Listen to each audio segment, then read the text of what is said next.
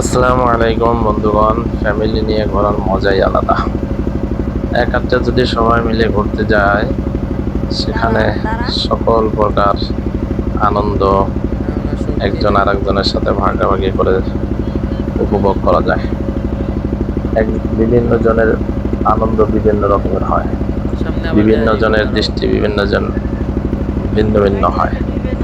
একজনের দৃষ্টিভঙ্গি, একজনের আনন্দ, এই বিষয়গুলি অন্যদের সাথে শেয়ার করে যেমন চলা যায়। খাবারের বিষয়টাও তাই। এক একজনের খাবারের ডিমান্ড এক এক রকম। এই ফ্যামিলির সবাই নিয়ে ঘুরতে গেলে সবার মনের মতো করে এক এক জায়গায় এক এক দিন খাওয়া যায়, তাতেও বিশাল একটা আনন্দ। আর যদি এককভাবে কোথায় যায়, তাহলে হয়তো ফ্যামিলির সাথে যাওয়ার যে আনন্দটা, সেই আনন্দটা পাওয়া যায় না। তাই আমি প্রেফার করি ফ্যামিলি সহকারে সবসময় ঘুরতে।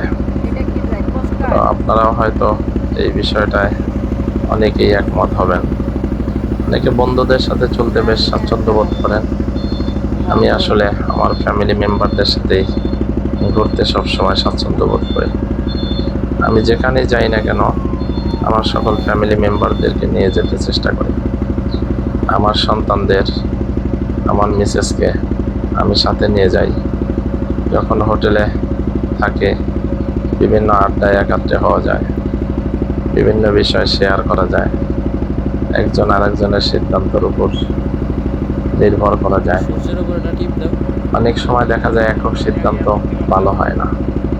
ফ্যামিলির সকলের সাথে যৌথভাবে সিদ্ধান্ত নিলে সেই সিদ্ধান্তটা হয় আনন্দময় এবং কার্যকরী।